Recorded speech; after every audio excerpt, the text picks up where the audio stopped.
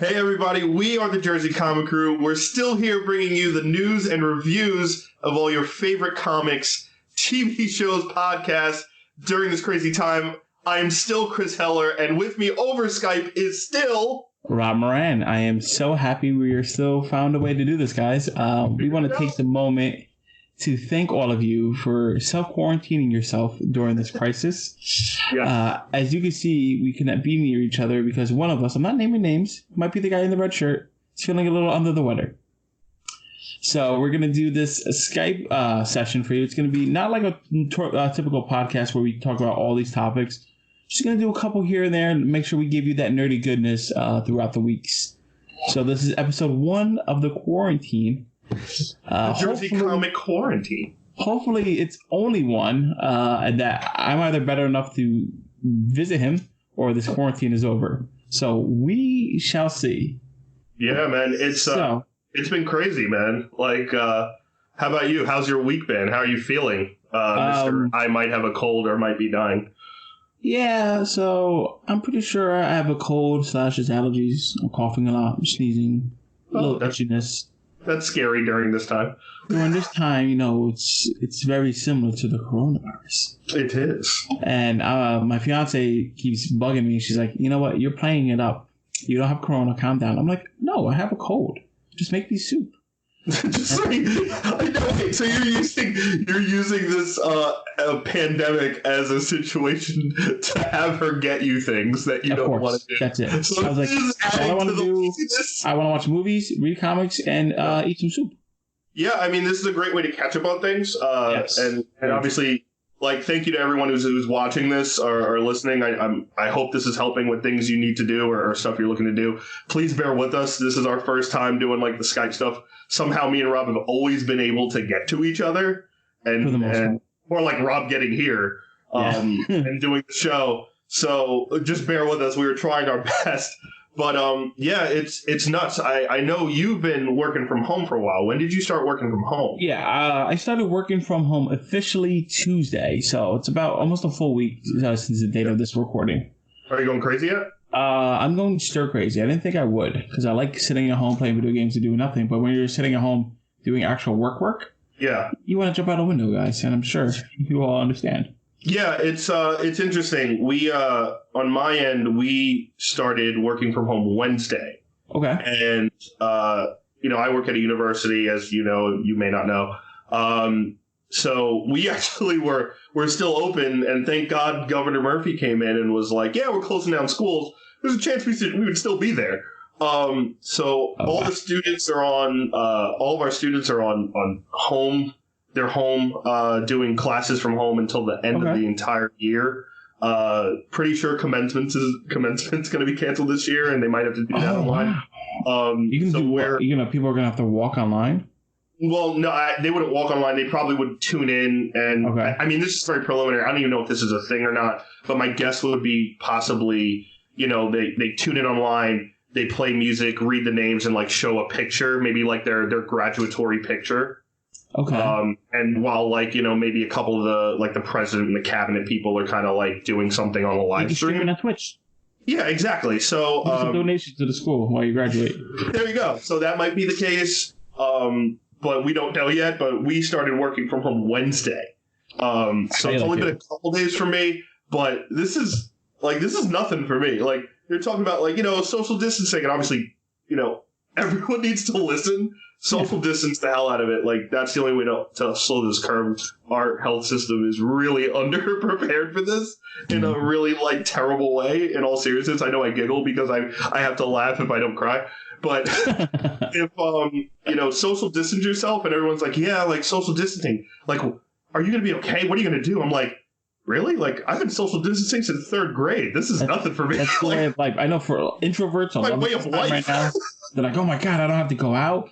And the other side of the spectrum, like me, the extroverts who loves to go out, like I can't go to the movies. I can't go to Barnes & Noble. I can't go outside. I can't even say hello to my neighbors. Like, I'm stuck in my house. You talk to your neighbors? I'm the one. You talk to your neighbors in 2020? People still talk to their neighbors? That's awesome. Well, I go hi. It's never... you don't talk to your... You go hi like anyone else who, makes eye contact with you in the world. Yeah, it's been weird, man. Working from home has been, for me on mine, it's been more like reactive and kind of like whatever was kind of unfinished paperwork at work, I've been really going into to try to finish. Okay. And then kind of just reacting from there and whatever the kind of the school needs or whatever they're doing. But yeah, it's been crazy. News has been scarce. Everything's kind of closed down, shut down. Comic-Cons are canceling left and right. Movies being pushed back. Oh yeah. So let's get into the little bit of news that we do have to sparse out to you guys. Yeah, definitely. So actually, this just dropped today. So Rosario Dawson is cast as Ahsoka in Mandalorian season 2. Reportedly, yeah. I hope it's official. Allegedly, yes. Yeah, so, it seems like it's going to be official. It seems like they're just kind of waiting to make that announcement. So, from my understanding, the limited knowledge I have of Ahsoka, she is probably one of the most badass female Jedis in the whole Star Wars universe. And She was Anakin's padawan, and then they have a little fight, when he becomes Vader. That's all I know. I mean, that's that is the basic cornflake version of it. Cornflakes are delicious. Cornflakes are delicious. That is the basic cornflake version.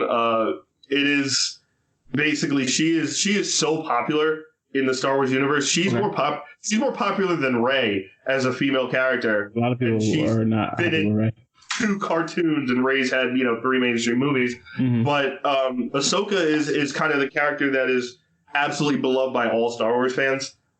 She's kind of like the first extended kind of bridge the gap between the cartoon series canon Star Wars character that we have. And it's kind of been a kind of almost like a countdown, right? Of when are we going to get to see this character, not only in live action, but in what form, or whether it's her own cartoon series, whether it's a sequel series to Rebels. You mentioned her fighting Vader, which is she does fight Darth Vader in Rebels. Does she win? It's like a win-lose situation. It's a beautiful episode. I wept during that episode. Kevin Smith wept during that episode. Oh my God. It was so amazingly beautiful and touching. But yeah, like her story is crazy. It's still going on in Clone Wars season 7. Today, episode 5 of Clone Wars season 7 just dropped. So we just saw our first Ahsoka-centric episode. This is the first time she's appeared in season 7. After she left the Jedi Order. But with Rosario being cast, this has been something that like fans have wanted her specifically to play her.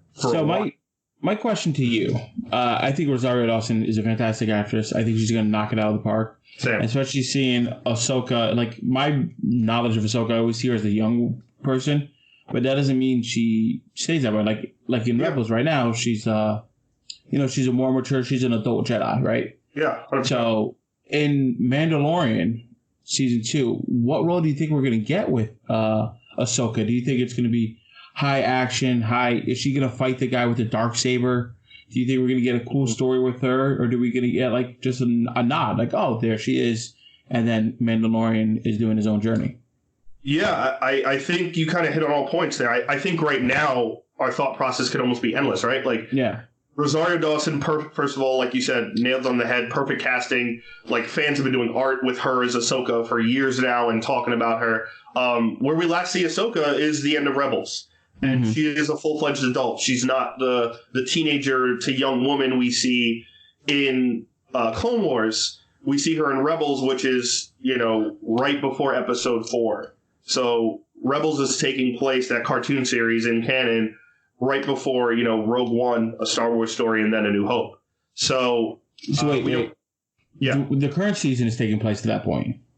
Or Well, Rebels, not Mandalorian. Mandalorian takes place after Episode 6. No, but I'm talking about Ahsoka as we see her in the cartoon series. Yes. That's before 4. Yes, sir. Yeah.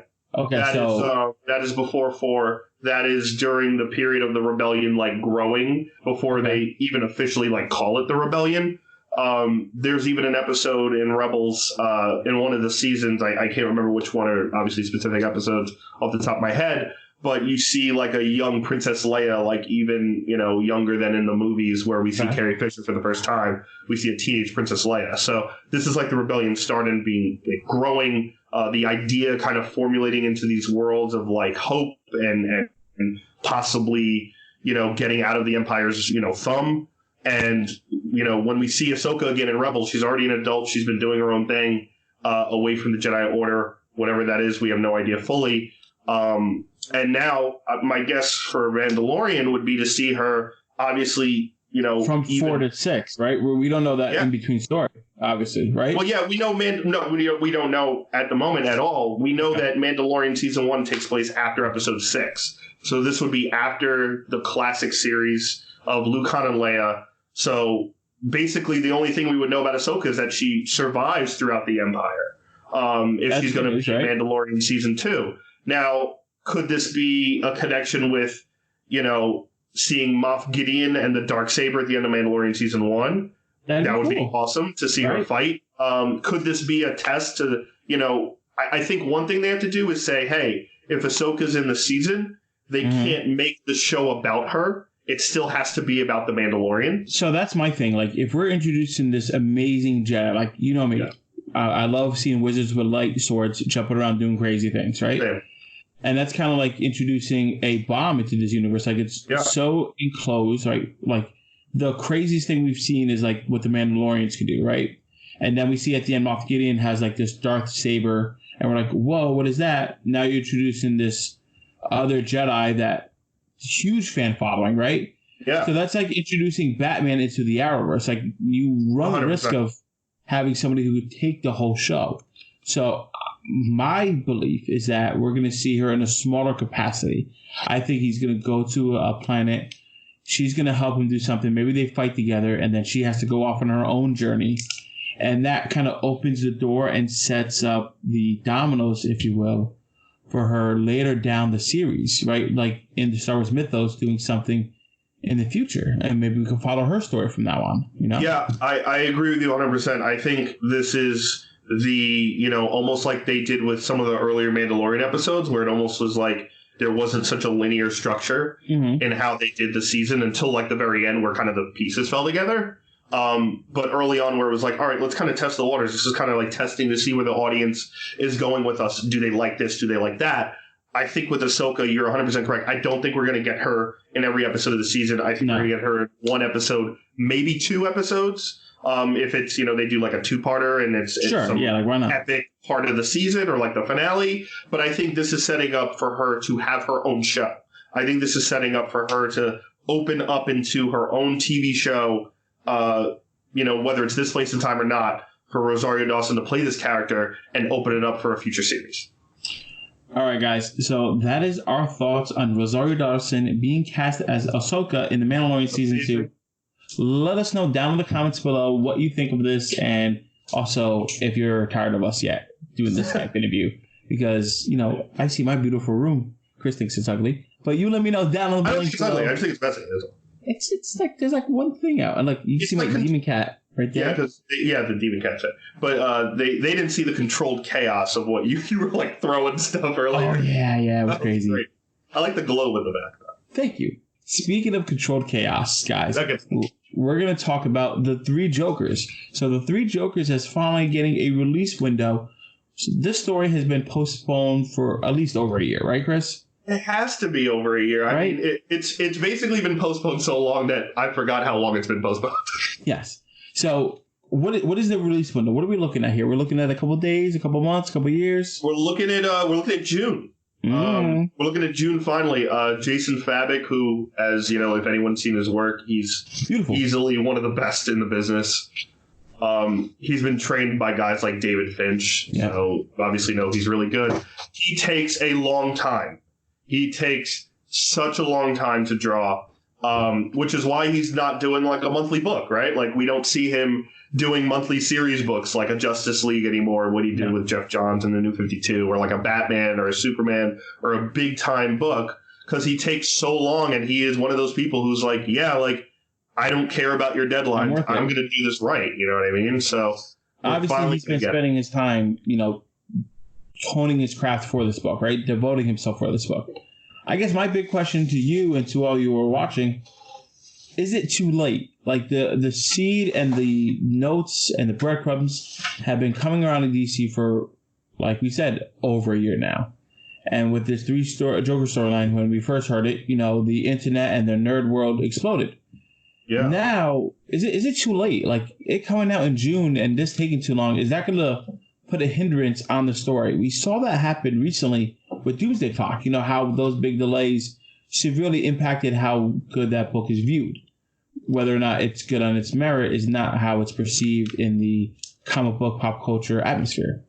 So, Chris, my question to you, this book being so delayed, the 3 Joker storylines, do you think that the event, the story is going to be so good it's going to overcome that? Or do you think it's going to fall underneath its own weight? No, I don't think it's too late. And I think it's actually going to do really well for DC. Okay. And the reasons are because, number one, this is kind of Jeff Johns' baby right now, right? Like, every year or two, Jeff Johns kind of has a new baby. Yeah. He kind of takes a storyline and kind of makes it his own, and it's kind of off limits to everyone else. You know what I mean? We saw that with Shazam early on. Now he's getting off of Shazam because we can only assume he's going to be doing something else. And Shazam was good. And Shazam's really good. So, he did Justice League for the New 52 and was kind of overwhelming that. Then he did Rebirth and was over, watching over everything there and kind of set up Doomsday Clock. He did Doomsday Clock, which was a little hit and miss. But I think this story... Go ahead, never mind. Yeah, no, I just think this story is something that we've been waiting for. And it's not a story that, hey, it's only 3 issues. It wasn't like issue 1 came out and we've been waiting a year and a half for 2 and 3.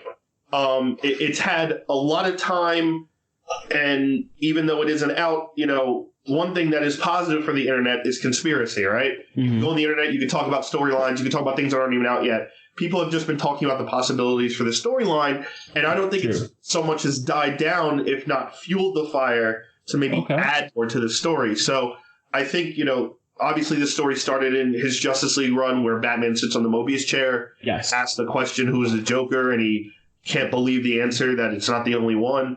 And we've really had nothing from that, right? Like, we maybe thought that Snyder's Dark Knight's Metal was going to touch on it before it came out. We're like, oh, is he going to touch on some of this? But clearly it's been off limits. So I think it's still going to be a really big story for them, especially with what DC's going through, too. I see your point, and, I'm inclined to believe you mainly because the character's the Joker. Everybody loves that character. You release any kind of solo story involving the Joker, it's going to sell. And the fact that, this title, 3 Jokers, even your average comic book fans are going to pick it up just to see what's going on. I'm still excited. Don't get me wrong with that question. I still want to read this and I still want to see what's going on. Are all 3 of them alive working together? Maybe they're not. Maybe it ties into this current Batman story. I don't know. Like, they could take this story in so many different directions. Yeah. So it's definitely a pickup for me, and I know it's a pickup for you. I guess the real question is it going to be a pickup for you listeners, right? True. And if you're, in my mind, and this is a very kind of basic thing, but like, if you're tuned into us and listening to us talk about this, then chances are this is on your radar. You know what I mean? If you like comics that much where you're listening to comic podcasts, regardless if it's us or someone, else or popular, small, big, whatever, if you're listening to stuff, if you're seeking this out, chances are this book has been on your radar for as long as it's been out. And chances are you've read kind of everything and you already know, and you're looking at articles online and can't wait for it to come out either. So yeah, I think this is going to be a huge blockbuster for the summer. That DC really needs, and depending on what's happening with their quote-unquote Generation Zero, which is kind of being hindered already. Yeah, and it might tie in, and this is being hindered already because, obviously because of COVID-19, the Free Comic Book Day, which is always the first Saturday in May, has been canceled and delayed. So we don't know if Free Comic Book Day is going to still be that day, and it's going to be like a normal week, like if you're allowed to go pick up your books. And those books will be in there and the release comes out on time? Or will this delay a bunch of stories again if, let's say, they come out in August? So we don't know. Hopefully 3 Jokers doesn't get affected by that. And it's kind of a different thing of them kind of setting more so the entire timeline set instead of this 3-issue arc, which obviously they're 3 issues, but they're going to be really big issues. Yeah. So we don't know fully, but at the moment it seems like it's coming out in June, which, again, if you're listening to this, that's definitely on your radar. I can't see a comic fan who likes comics and likes listening to comic podcasts not going to pick something like this up. All right, guys. So let us know down in the comments what you think of the Three Jokers storyline. Next topic we have here, we're going to talk a little bit about the next-gen consoles. We know the newest Xbox and PlayStation, they both released their specs. And, it's the console wars of old, right? The PS3 versus Xbox 360. Xbox One versus PS4. Now it's PS5 versus the new Xbox Series X or whatever Series X, BC, whatever the nonsense they're coming up with now. That's right? One of the things, like PlayStation alone gets the win on names because it's very easy to follow. It's simple. I mean, if I pick between the two, I think Xbox has a better game, multiplayer game. PlayStation has better storylines. True. So, that's my decision on that. And I think more and more as we get older, not necessarily me and Chris, I mean the gaming audience, right? As we develop, I think the console wars are becoming less and less of an impact that they once were, right? People used to be diehard one side and the other side. Now we're kind of all in the middle, I own both systems, or I own this one. It's cross-platform. Oh, I'll jump on my PC. I'll play it here and there. So my question to you, listeners, and to Chris, is the console wars even a necessity anymore? Do people even care how big and bad the specs are? Is it as important as it once was? I think console wars are the same thing as us going, before we started this podcast, you and I worked at the rec center as work study for college, right? And it's almost the same thing as you and I sitting in an office handing out equipment and going, who would win in a fight, Batman or Superman? Batman. You don't admit Superman. But actually, not to burst your bubble, they did a poll of this worldwide. Like comic fandom galore did a census poll, and I think it was 89% said Superman wins in a fight versus Batman, hands down. Anyway, neither here nor there. But we everyone's wrong. Everybody's wrong. So I think it's kind of like that, right? It fuels conversation. It keeps products in the minds of the consumer. It's diehard fan versus diehard fan. I don't see a difference there. I don't see it as a bad thing for an industry that is, honestly, not struggling as far as consumption right now, right? Because everyone's inside and gamers are having the time of their lives right now. Dude, Xbox has been slowing down immensely. My friends keep texting me. They're like, oh, Xbox is down because everybody's on it. Netflix actually is, reducing its output, I think, by 25% to try to keep up with the volume of people watching stuff. Yeah, they actually, in Europe alone, I think Netflix went back to standard definition to slow it up from HD to standard def, which that's a really big jump. By the way, guys, this is high definition picture you're getting of me. That's the best it's going to get. No, it's not. I can put a bag over my head. You get a lot better. That's true. That is true. But if you're talking consoles, right? I think us of that older age where we grew up with almost every single generation, if not every generation, some of us still have those loyalties. I know myself, I always go to PlayStation because I've had it since PlayStation 1. I've had it every iteration. And I'm a story-driven gamer. You're more of a multiplayer gamer, so naturally you'd be more driven towards an Xbox. And maybe you still want to play some of those story-driven games. You have to. So you have both, or, you or your brother buy one and you kind of switch off, whatever the case may be. I feel like Nintendo's the one where everyone gets Nintendo. I think, I forget when Nintendo went for that, because they went from a conscious mind point to okay, we're not going to be anyone's main or everyone's main. I think we're going to make sure we're going to be everybody's secondary console. I think that was around the DS. They were realized, we're going to make sure everybody in the home has the DS, a Nintendo system. We're not going to try to compete with the big ones. We have our own different brand. And I think that's smart. And that's why they still are in the conversation of one of the best consoles and conversation of one of the smartest game companies. Because they found a niche and they capitalized on it very intelligently.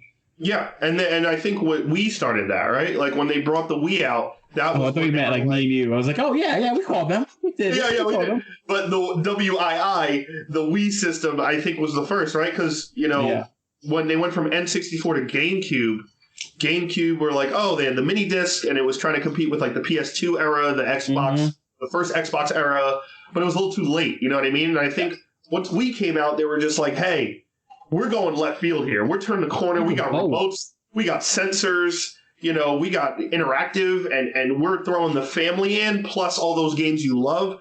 I think they bridge the gap where, you know, your mom and dad could go play a Wii or a Wii U or a Switch, which I think Switch is the most brilliant thing they've done because, to me, Nintendo was always a handheld console company, right? I think Switch is smart, very smart, because it gives you flexibility of both, right? Yeah, exactly. It gets you both, and I still have my original Game Boy. You know what I mean? I have the old DS, I have the 3DS, I had every handheld version, and I think Switch has bridged the gap brilliantly, and you still keep, you know, families like your mom and dad can sit down and play Mario Party. Yeah. They're not going to sit down on an Xbox if you're playing Gears of War, or sit down and play Assassin's Creed or something, you know what I mean? Like, so I think as far as console wars, it's a positive for consumers, right? Because it keeps in the conversation. There's always going to be headbutting.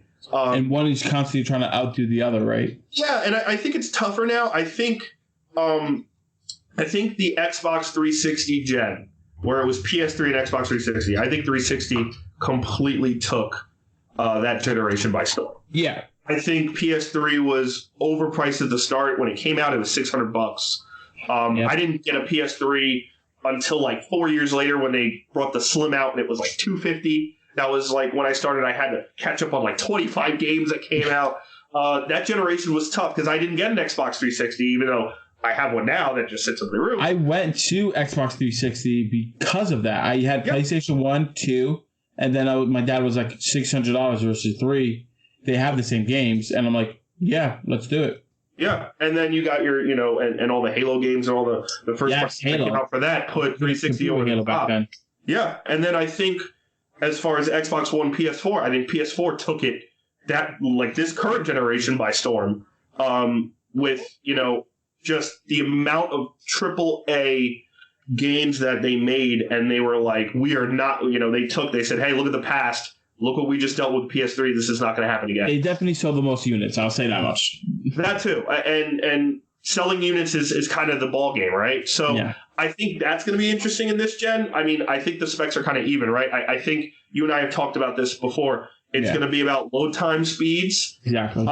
You know, so I don't pop in a game and I click on the game to get to the next part of the map. Yeah, you know, fast travel should be instantaneous. That's why it's called fast travel. It shouldn't take me to a load screen. You know, 30-second elevator ride so things can load, you know, stuff like that. So I think that's going to be instantaneous. 3D audio they're talking about in a lot of this stuff, which is crazy. That's going to be insane. Being able to hear things in directions, and it's nuts. That's nuts. Obviously, the power of the chips and all that is kind of boring, right? But I think you're looking at a next gen. To me, it's more of a half next gen, not a full next gen, right? Meaning, like, you know, we're already at 1080p. We're at 4K. Yeah. The next step is 8K, right? And that's really 4K for massive screens, 65 inches and up, because it'll start to pixelate a little bit. Mm-hmm. So I think as far as this gen, it's not so much like, hey, we're going to take the next graphic step and go nuts, which I'm sure I'm going to be blown out of the water by the graphics anyway. Sure. It's going to be like watching a movie trailer. Like, a lot of the games for PS4, I remember vividly being at a restaurant and seeing the Batman Arkham trailer. And it looked like a live-action movie. And, a friend of mine was like, oh my God, is that a new Batman movie coming out? And I'm like, no, that's the game. And obviously, you know, they've been able to make these game trailers almost like movies, right? Yeah. I think the next step is making those game trailers look like the entire game. That'd be dope. So, guys, I think that wraps up our discussion on the next-gen consoles. Let us know down in the comments below if you're going to get the new PS5, if you're going to get the Xbox Series 1X, or if you remember the game while pre-ordering. Yes. Or if you're just going to skip both of that and get a PC. Let us know, because I'm definitely curious to see where you stand on this. Yeah, me too. And last thing we're going to talk about today, guys, we can't not talk about New Comic Book Day. New Comics. So, New Comic Book Day, Wednesday, March 25th, 2020. It's pretty much going to be the X-Men week, guys. So who could be upset with that? Yeah, there's no issue there. So we're going to talk about a couple of them real quick. I'm going to read these to the solicits. You're going to be like, oh my God, I could have just done this online. And I'm going to be like, yeah, but you came here. Why didn't I do this earlier? Exactly. So, X-Men issue number 9. Of course, Jonathan Hickman's been running the whole X-Men game. Amazing. So the New Mutants are back from space, and they brought intergalactic trouble with them, the Brood. Now, many of you might remember the Brood as like these evil alien insects that have taken over many of the Avengers and turned them into like almost like Cybermen from DBZ, right? That's kind of what they look like. They look like Cybermen. They look just like Cybermen. It's Mjolnir and Cybermen. So there's the Brood, there's the Shi'ar, the Starjammers, Imperial Guard. They're bringing all kinds of space trouble with them down to Earth, just showing the range that the X-Men universe can go into. We're going to see X-Men Fantastic Four, issue number 3. It's the penultimate issue, the last issue in the 4-part series. A nation of mutants lives are at stake when Franklin Richards, the son of Sue Richards and Reed Richards, the Fantastic Four, makes his decision. Now, is he going to join the Fantastic Four and the X-Men? This is where we're going to find out what he finally decides, guys. What do you think? I think he's actually going to join the X-Men. Ooh, I don't think that. I think he's going to come home. You think he's going to come home? Yeah, because you know why? I think he's been acting like a douche in the Fantastic Four book a lot. He's been not a nice person, yeah. Well, he messed with his poor aunt who's blind and set her like traps in the house so he could escape, which is terrible. So I think he's going to do a little growing up, and I think it's one of those like coming of age stories where like he has the freedom to make the choice, so he's going to make the choice. You go back home. And plus I might be cheating because of the solicits for Empire. I think he's going to be with the Fantastic Four, but I could be wrong. Oh, see, I didn't spoil myself. I see what you're doing.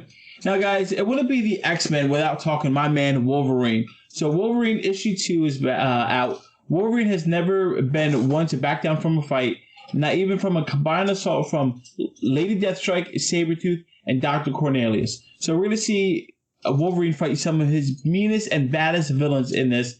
Just expect a pure bloodbath. The Wolverine book actually ties in with the rest of the X-Men books. Normally in Wolverine, it's just his own standalone story, but this is integral to what's going on in the mutant world.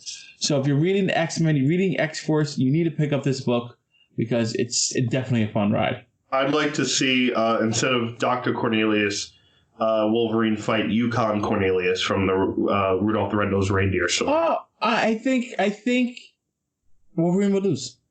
I think Yukon Cornelius is a lumberjacking badass. And he took out the abominable snowman's tooth. That's right. He pulled it out with his bare hands.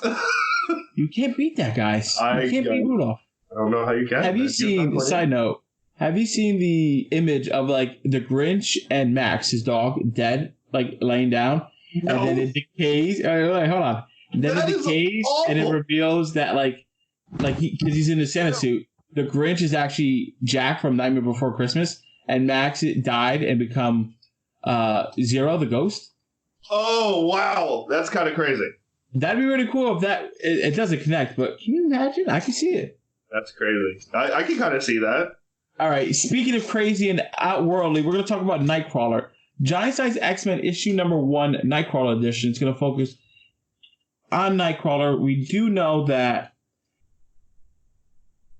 he's leading a mission to the unknown. That's all it says here. This is weird. All right, guys. I'm like, do we know that? I'm like, wait a minute. It's just talking up the artist. I was like, superstar artist, Jonathan Hickman. I was like, all right, we know this. He's a writer, but okay. Yeah. So this is going to be, we know Nightcrawler has been dealing with, his religion and his faith, especially with the case of the X-Men could reincarnate themselves, right? Yeah. Seems like there's no death. So he doesn't know if there's going to be a new person or if that's the same person brought back. And one of the most recent issues with Nightcrawler, he had a conversation with Cyclops, and he's thinking about making his own mutant religion. Now, anytime religion is introduced in comic books, we know it's going to be a crazy wild ride for good or for bad. With Nightcrawler, kind of hope it's from a place of good, so I think this is going to be him dealing with his own inner turmoil. So I'm definitely excited. Nightcrawler is one of my favorite characters, so I think it'll be good. Yeah, I'm excited for this. If I had to pick one out of the 4 for next week, I would go Nightcrawler just because that last Jean Emma giant size was so good. Yes. I don't think this is going to be anything like it because all the giant size X-Men's are going to be kind of one shots. So it's going to be more like the snapshot view of what's going on with that person.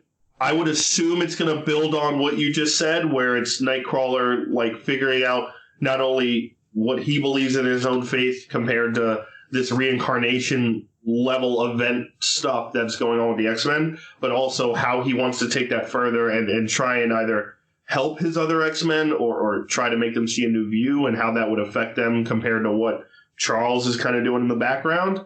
I don't trust Charles 100% right now, so that's going to be interesting to see. That will be. Yeah, so I think the giant size is going to be really cool, a really cool one-shot, and especially if Hickman's writing it, that and X-Men alone will be amazing. So, as much as I want to say Nightcrawler, I think we're going to have to go with Fantastic Four, X-Men number 3. Good one. Because I want to see what he decides. I want to see if he's actually going to, do the correct thing for the family, go with Fantastic Four, or if he's going to do what I want him to do, go with the X-Men and just go crazy.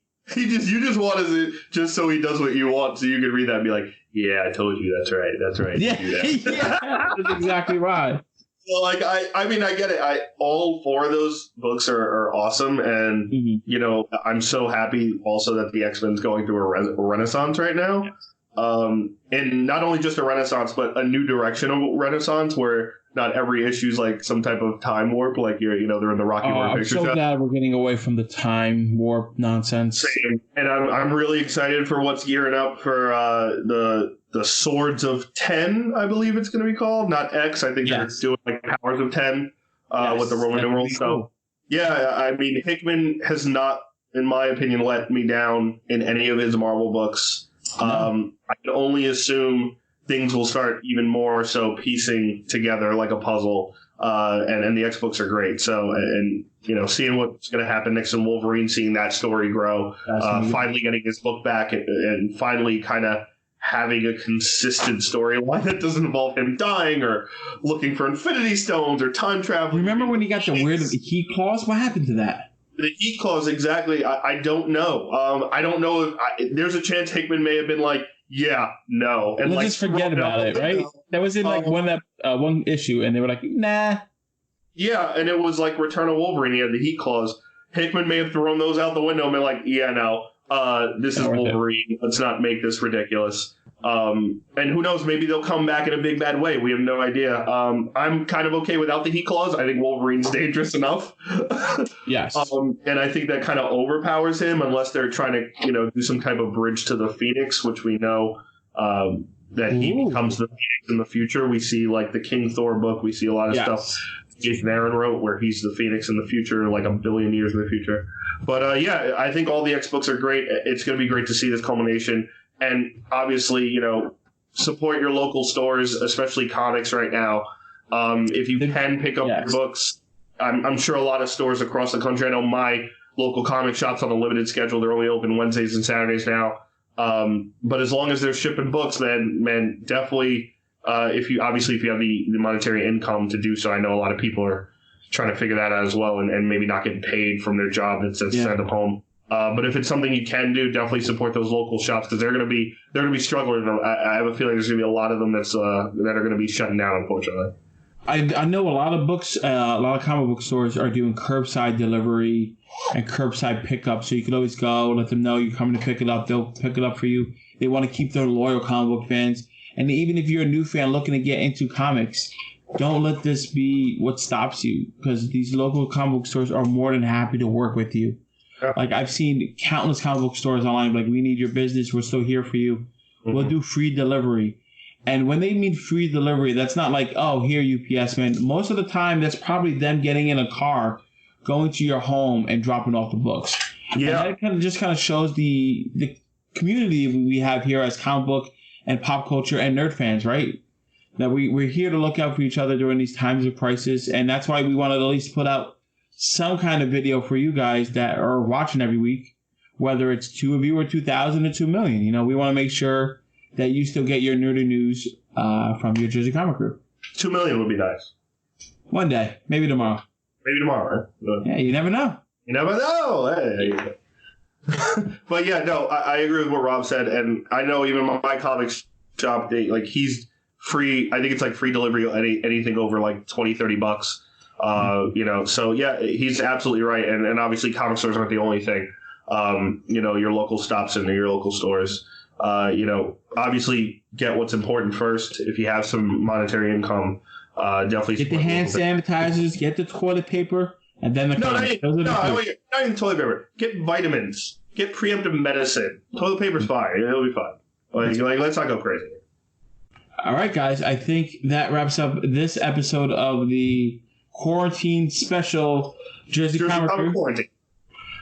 We want to thank you so much for bearing with us and watching it. This is definitely something we're going to be able to do more often if need be. And this is definitely an area that we're going to make sure to improve upon. So when we do have to do these emergency situations, we can make sure we deliver great content for you all. As always, I'm Rob Moran. I'm Chris Heller. And we'll see you next time. JerseyComicCrew.podbean.com. Stay safe, people.